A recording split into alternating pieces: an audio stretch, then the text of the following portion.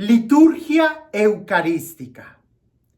Si la primera parte la llamamos liturgia de la palabra, es porque el centro de ese movimiento era la palabra de Dios.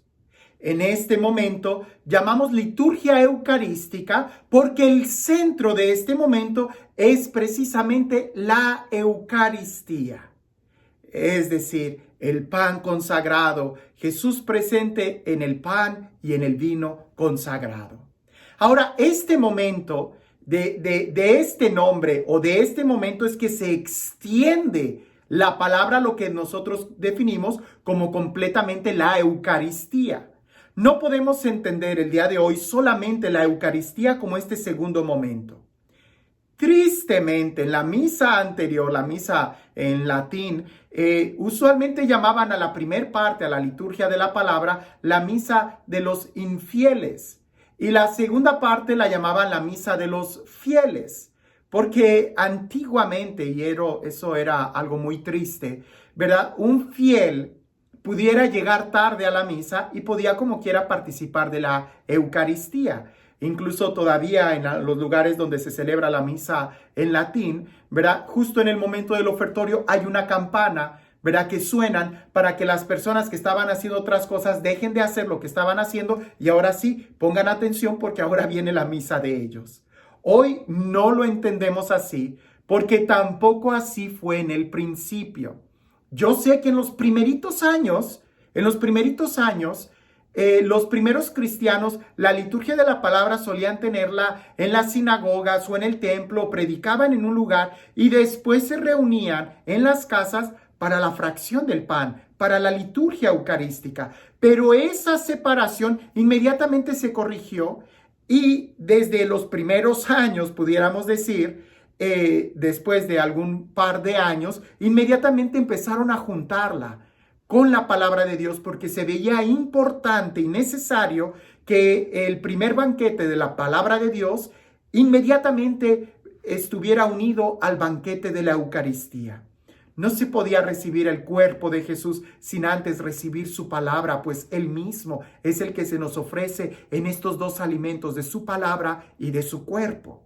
De ahí que el día de hoy, ¿verdad? Nosotros afirmamos y decimos que no pudieras comulgar si no vives la liturgia de la palabra, como lo hemos estado diciendo desde el canto de entrada y desde antes, ya te tienes que ir preparando para este momento.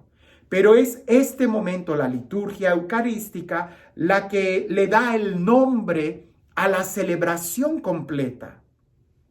Ahora, la celebración completa ha recibido muchos nombres a lo largo de la historia. El nombre más propio o más conocido en los libros, en los libros litúrgicos o en los libros de la iglesia es Eucaristía, que significa acción de gracias. El nombre más coloquial entre nosotros es el nombre de misa, porque precisamente en la celebración eucarística en latín, el sacerdote para terminar decía misa est, que da la idea de continúa con la misión. Eso es lo que significa la palabra misa, misión. Y es que resulta que las personas, al no tener una misión o al no tener un propósito, al no tener una razón de vivir, en la Eucaristía encontraban su misión. Por eso, al terminar la celebración, el sacerdote les decía, continúen con la misión. Y así se le empezó a llamar coloquialmente a la celebración eucarística como misa. Ahora, son cuestiones de palabras, de terminología. En realidad, no afecta cómo lo llames. Lo que sí afecta es cómo lo vives.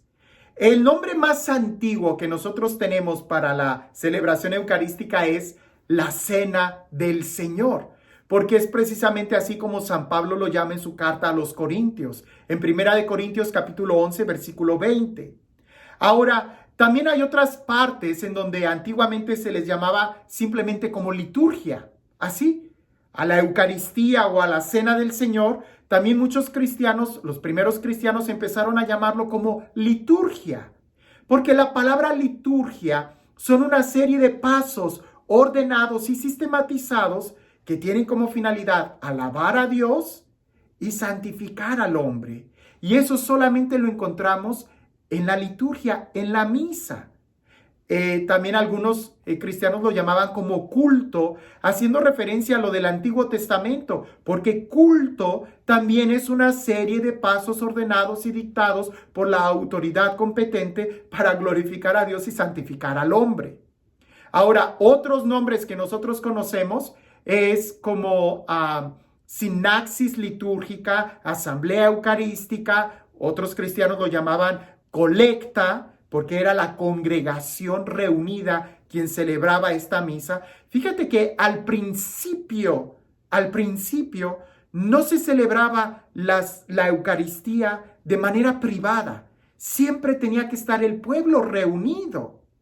Después hubo un momento en la iglesia, o sea, cuando se celebra la misa en latín, la misa tridentina, la misa que a lo mejor nuestros abuelos celebraron, ahí sí se ponía el énfasis de que podía celebrarla el sacerdote solo, ¿verdad? E incluso no existe la concelebración. Por eso las iglesias antiguas tienen muchos altares, porque no había dos sacerdotes celebrando la misma Eucaristía. Cada sacerdote tenía que celebrarla separado. Y en los seminarios o en los santuarios donde había mucho sacerdote, pues había varias misas sucediendo simultáneamente.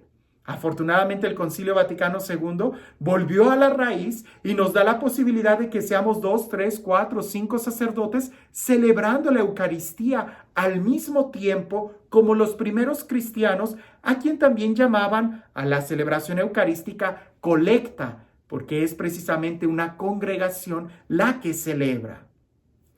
También se les conoce como el cuerpo de Jesús ofrecido al Padre. También algunos lo llamaban como ofrenda, don, oblación, o la palabra anáfora, que significa elevación.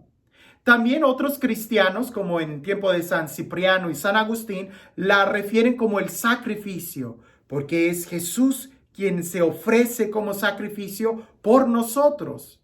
También en algunos otros documentos, como en la Acta de los Mártires, escuchamos o leemos mucho que se refieren al sacrificio eucarístico como el Dominicum, porque eso era lo que sucedía y celebraban de una manera muy especial en el domingo.